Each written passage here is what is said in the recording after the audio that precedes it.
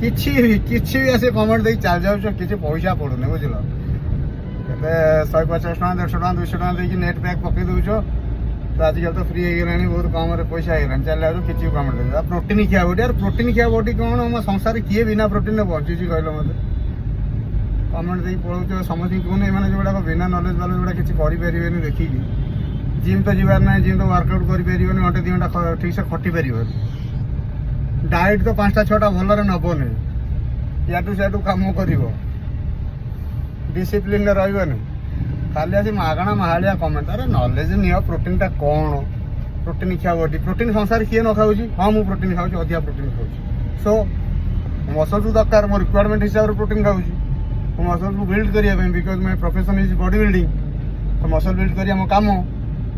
କିଛି ବି ଆସି କମେଣ୍ଟ ଦେଇ ଗୋଟେ ଚାଲି ଯାଉଛ, ତମେ ନା ଏଇଟା ଠିକ୍ ନୁହଁ। ଆରେ ଟିକେ ନଲେଜ ଗେନ୍ କର, ତାପରେ ଆସି କମେଣ୍ଟଟା ଦିଅ, ଭଲ ଲାଗିବ।